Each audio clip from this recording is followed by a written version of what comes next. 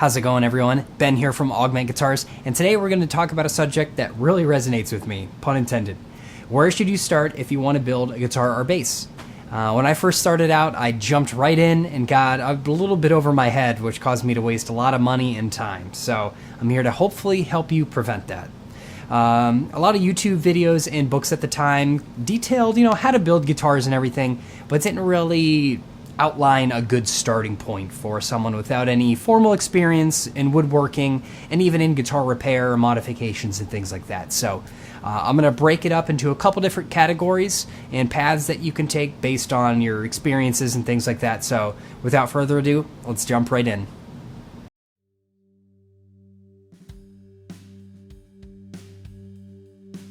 And before we dive right in, I just want to mention, I don't want to focus on the specific tools you'll need or where to get them, as it's a little bit more of an in-depth subject, and I really just want to focus on the starting points, paths, and progression that you'll take based on your different experience levels. So actually, let's go ahead and move on to that. So we're going to break it up into 3 categories. There might be more, but I think this encompasses, pretty much all the basic starting points that you'll have. So the first one is a person that has some guitar tech, repair, modification experience. So you do your own, setups and everything. You might set up your friends' guitars. You can do some repairs. Maybe you could do minor fret work. Maybe you could do major fret work and do fret levels and, refrets and things like that.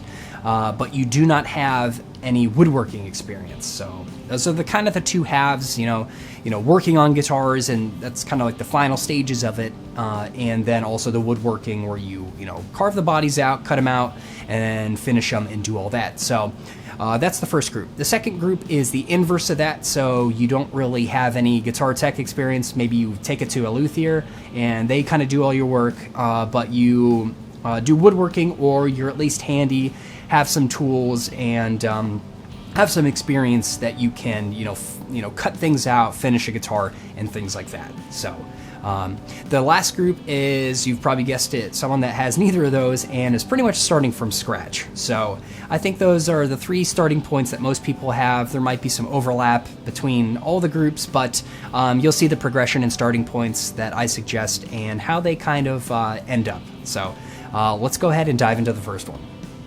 So let's dive into the first group. So this is somebody that has, guitar repair, modification experience, things like that, but no woodworking experience. So the assumptions are that you can do a basic setup, you can do some electronics work, you can do fret work, hopefully a full fret level, that'd be great, and guitar repairs, maybe you work on your buddy's guitars and things like that. So what I suggest for you is to buy an unfinished kit from a reputable source, and that is important, and I'll cover the brands and stuff later. So this is really going to teach you one of the most important aspects to guitar building, which is the finish sanding and the finishing. And just, you already know probably how to do all the assembly and how the parts work together, but this really is key, because this is one of the steps that really a lot of people kind of rush through. I know when I first started building guitars, I would get all the way through a build and just want to be done with it. So I'd rush through the finish sanding, rush through the finishing, and it would show. It would show. So this is one of the things you're going to want to focus on. It's going to teach you, like I said, finish sanding and finishing, which is a really key component to guitar building. So if you didn't want to go that route, just buy a pre-made kit. You can also just buy a Warmoth body and neck and have a little bit more of a custom kit, because you can pick your own woods and things like that. You can get it built to specific hardware and things like that. So that's a real plus. I will say I would stray away, and I'll cover this later, from like just general parts casters where you're buying a neck from this source and a body from this source, because most of the time they're not going to work and you're just going to go down a whole rabbit hole. That's how I started when I first built guitars, and every single parts caster I had to either deepen the neck pocket, do this, the bridge was in the wrong position, and it was always a chore. So just stick to a pre-made kit or a body and neck that will work together with the parts, just to make life easier. So once you finish a couple kit builds like that, I would suggest getting a body blank build, which is basically just a slab of wood and that has the bridge already drilled out, usually the pickups sometimes, and the neck pocket. So this already has everything set up so you can cut out your own design and do all the finishing and things like that. The sanding, round overs, the contours if you want that. And you can also do the headstock design as well. So usually these are a paddle and you can make your own design. So that's pretty cool. Going this progression will help you build up your tools, because if you have no tools going into this, you're gonna need a lot. So doing one kit will help you get some finishing supplies, some sanding supplies too, with sandpaper, maybe a random orbital sander, things like that, which always helps speed up the process. And then when you move to the body blank kit, you're gonna need like a bandsaw and maybe like a, I have a rigid spindle sander, which is one of my favorite tools, and one of the probably not first tool purchases I bought, but one of the first tool purchases I bought that I was like, why didn't I get this when I first started? So it'll really help you build up your tool arsenal if you want to continue, building guitars. So that's another big thing to talk about too. You might get one kit down, one kit build into it, and you're like, this is not for me. I just want to play guitars and maybe just work on them. So that's a big step to take if you want to continue building guitars. So that pretty much covers the first group. You'll see some similarities in here, and I didn't cover this before, but after you get a bunch of kit builds and maybe a couple body blank builds deep, then I would suggest trying to build, like even StewMac has an acoustic kit, which you glue on the fretboard, you put in the truss rod, you pretty much do like, I want to say like 40% of it, so they get you to a certain point, and then you kind of finish it out, but take gradual steps, because that's going to be your key for success. So let's move on to the second group now. All right, so let's move on to the second group, someone that has woodworking experience, but they really have never worked on guitars, and they have maybe somebody else do it. So the assumptions for this group are that you have the tools, not all the tools, but a lot of the common tools, maybe like a bandsaw or some way to cut out a shape. You have sanding equipment, drills, things like that you can actually work on guitars, or maybe you can just borrow some and you have access to some.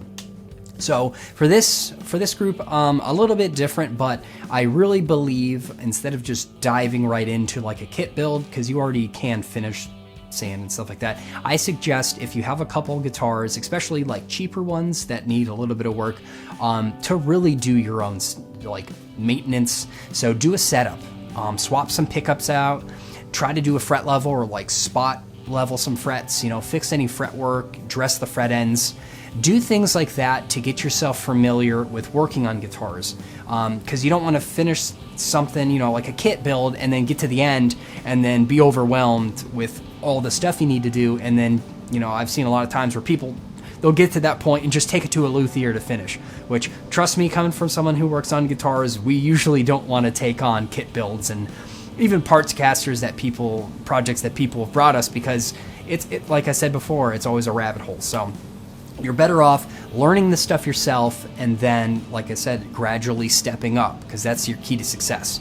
So you can work on a couple of your own guitars, or if you only own high-end guitars, if you want to do setups on those, you can do that. Also, you could just buy some cheap Squires, go to Guitar Center, pick up a couple cheap used guitars and set those up, make them play great. And then once you mastered that, since you kind of already know how to do finish sanding and stuff like that, I would say jump straight to the body blank kit builds.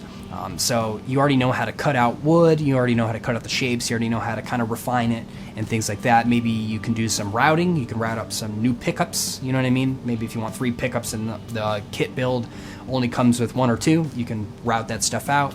And then from there, maybe do another one, and then you can kind of start building up to those kits that are a little bit more in depth, like the acoustic StewMac one that I talked about. So you're gonna reach a certain level where you're gonna need a little bit more niche tools, a little bit more expensive stuff when you're doing like your own fretwork and things like that, and gluing jigs and things of that nature. Once you start kind of building them from scratch, from just either body blanks or even refining your own wood. So with all this stuff, you're gonna need to build up. Start small, get those tools, make your instruments play great.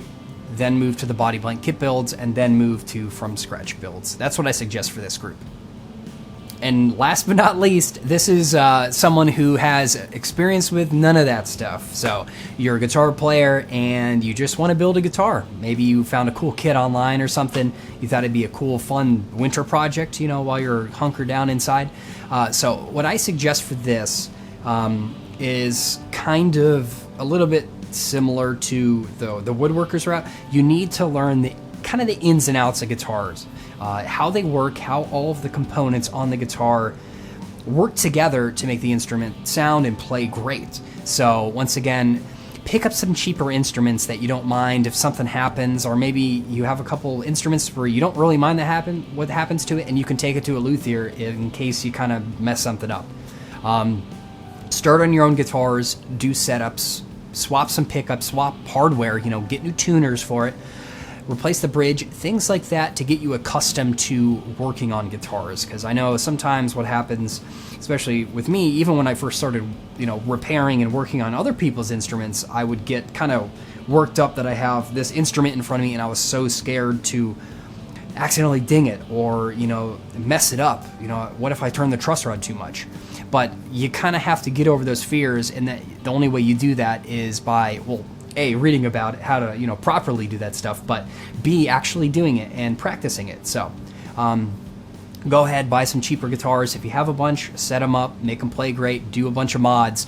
And then once you get to that step, instead of jumping straight into a kit build where you also have to get some woodworking stuff, because you're also going to need to buy the tools for the fret stuff, or just basic setup tools and stuff like that, you know what I mean? Buy a pre-finished kit build. So this is a kit. It's pretty much an unassembled guitar, and you have to assemble it. So this really will teach you how to assemble a guitar, fully wire everything up, fully do the fret work, install the tuners, install everything so that you know how these components work, how they work together, and it's just going to set you up for success. So you can do maybe a couple of those.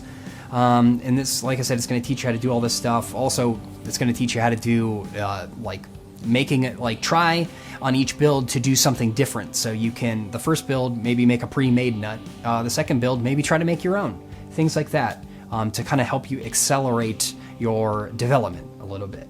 So once you have a couple of those out of the way, jump to an unfinished kit. So this will teach you, like I said, finish sanding, finishing, and all that. Do a couple of those, and this is going to be the longest path, of course, but start small and work your way up to, if you want to build guitars from scratch, then, you're already 5-6, kits deep, and you should have maybe some more confidence rather than just diving in headfirst with no experience, because that's kind of what I did. I had some woodworking experience personally, because I did it all throughout high school. So I was confident in that aspect, but I really didn't know how to work on guitars, so I had to learn that. And then once I learned that, I could kind of combine the two together, and I'm building guitars from scratch now. So that's pretty much all I do. So this is going to be the longest path, but if you take it slow and don't rush it, then you're going to be a lot happier in the long run. And like I said earlier too, if you get a couple kits deep or even the first one and you don't like it, you didn't invest all this money and time into tools and a bunch of kits and things like that, because most kits are pretty cheap. So you don't have a big money investment that you're regretting. So that pretty much sums it up for the three groups. But I want to talk about some other things like the brands, where to buy these kits, and some other topics to help you kind of focus and really make the best out of your experience. So let's dive into those. So like I said previously in the video, I kind of talked about buying kits from a reputable source. So what do I mean by this? There's tons of kits online now. You can buy them on Amazon. There's tons on eBay that are like pretty crazy, weird combinations, and they're all pretty affordable. And sometimes the price tag kind of worries you a little bit, because sometimes you'll see like this kit and it comes with all the hardware and everything, and it's like only $130 or something like that, and you're like, wow, how are they making money? And sometimes there's a reason for that. So what I suggest is I haven't really purchased one. I've seen some of them. I wouldn't really mess with any of the kits on eBay unless it's from like a reputable seller. I know, like, I think some of the Pitbull audio kits are on there. So that there's some sellers that are on there that are good, but I would stick to the big retailers. So what do I mean by this? So StewMac sells kits, and I'm putting one together for a video series because I'm testing out my spray booth, and I just wanted a kit to spray something real quick. And this kit has been great. It's an offset kit. I think I got it on sale. Always wait for a sale. I got it about $50 off, so I think shipped and everything was about $200 and some change, which is really good for a kit with all the hardware and stuff like that. I mean, it's hard to beat some of these prices of the kits. So StewMac has some good kits. I know a lot of people like the solo kits. I have one of those too in the shop that I'm spraying, and it is really good for what you get. I think that one was only $180 shipped, and it came in a couple days, and it's a good kit. But why I want you to buy from a reputable source is, a lot of these are mass produced, and they come from, China and these big factories that just mass produce them. So you're gonna get sometimes defective hardware, sometimes you get a neck or a body that has like a chunk missing out of it or things like that. And when that happens, you're gonna wanna be able to exchange that for another part. So a lot of the kits you order on eBay through China, they come straight from China. So trying to get a part, you might get a new neck, but it might take a month to get here or a couple weeks, you know what I mean? After you just waited a month for the initial kit to get here. So you don't want a bad experience like that. So, and I will tell you for StewMac, the offset kit I bought, the neck I originally got had a little bit, it looks like a chip, kind of came off it, which is, it happens, but they tried to fill it with some sawdust and it just did not look good. So what I did is I emailed them and I sent them some pictures, and within a couple days I had a replacement neck. I kept the original neck. They said don't even bother, just keep it. So it's that kind of customer service that you're going to want in case any of the parts, wood or anything, have defects or there's anything wrong with it. You're going to want to be able to exchange that without hassle. You don't want to mess with, you waited all this time to get this kit. You know what I mean? You only got it for $150, you get it, and the neck pocket's cut wrong, or there's something wrong with the neck, part comes broken, you know what I mean? There's some kits, some of the cheaper kits that, some of the stuff isn't even cut right, so you don't even want to mess with that. Make the whole process as easy as possible for your first few kits, because you don't want to be, going down the rabbit hole and chasing all these issues and things like that. You really don't want to do that. So there are some other, like I said before with Warmoth, if you want something a little bit more high end, so say you don't want just like a basic mahogany, Les Paul thing, because you'll also see online that they kind of just come in like mahogany bodies or cheaper like basswood bodies, and there's some other woods that they use nowadays that kind of substitute those, but it's usually just like mahogany and a maple veneer or something like that. So if you want something more fancy, go with a Warmoth build. So you can just buy an unfinished neck and body style. You can pick out the woods you want. You can do stainless steel frets. You can do a bunch of stuff, and that's for people that have a little bit more money to spend because that stuff is expensive. So if you want something more fancy for your first build, I still suggest a cheaper kit, just because it's more cost effective in case you end up not finishing it or something like that. But there are other alternatives out there for you to do that. I touched earlier on just parts casters and, how I don't recommend, having that as your first real build and things like that, unless there is one caveat, unless the body and neck and the hardware, like the body and neck are going to work together and what hardware is supposed to be on it. So sometimes with these parts caster builds, like let's just say you go on eBay, you buy a Telecaster body that was made by some luthier, you know what I mean? He sells them for $150 or $100 a body, and you buy that, and then you find another good deal on a neck that comes from, let's just say it comes from China. It's only like $80. It's a cool Telecaster neck, and things like that, and you buy that, and then you go to put it together. Neck pocket's different. Oh, it's not deep enough. Oh, the whole contour of the heel is a little bit different. it's those kind of issues you're going to run into, and you're not going to know how to fix them because you just figured that they would, go together. Or the worst case scenario is that you finish the whole thing and you go to assemble it and the parts and everything just doesn't line up. I've seen that. It's happened to me with other parts caster builds, and that's why I just say buy a combination that is known to work and it was designed to work. So it'll just make your life easier. Trust me. So one last thing, I know this video is kind of getting long, but I just wanted to do some basic tips just to help you, succeed in your first guitar build, kit and things like that. So the first is, and I'm sure, it's a no-brainer, but in the moment it's hard to do this. Take your time with it. It's not a race. You're not, fulfilling orders for clients here. Like, this is your guitar or bass, and you need to just take your time and do things right. Don't rush through any part of the process because it's going to affect the end result, and you don't want to get all the way to the finish line and then say, man, I should have just finish sanded a little bit more. Like, I should have just put a couple more coats on, or I should have done something else differently, but I was too in a hurry. Just take your time. Trust me. My first builds, and I still do it to this day, I still have a tendency to try to rush things just because that's kind of how I am. I think I'm a very fast-paced person, so I'm always like, let's go, let's do it. But just take your time and rush, which leads me to my second point, or second little tip here, is to, if you feel yourself getting frustrated or discouraged, just step back and then don't pick it up until the next day or maybe later on that day. Personally, when I get really frustrated or something's not really going my way, I take that as a sign to either work on something else or just to maybe even take the day off. I know a lot of luthiers can't do that, but I'm a weekend warrior, and this is a hobby for me.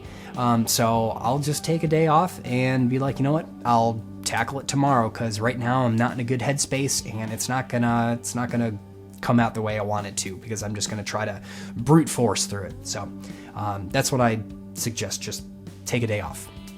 The third one, it's kind of, probably should have said it in the last point, but I would start with an electric guitar kit versus like an acoustic kit, because those are a little bit more in depth. You have to like glue in the neck joint and do a couple different things that are a little bit more advanced than basic, just like a bolt-on where you're just, bolt-on. You're just screwing on the neck, which actually I would suggest doing a bolt-on neck for your first build too. Keep it simple. So that's probably your best setup for success. So that about wraps up this video. I know it was long, and hopefully I didn't repeat myself too much. Sometimes I'll just keep talking and talking and talking, but I really appreciate you tuning in and watching the video. I hope you learned something, and I hope you have a little bit more confidence to tackle your own guitar build. So it's a fun hobby, and it's addicting, but also expensive. So ramp up, and you'll be good to go. So thanks for watching. Have a good one.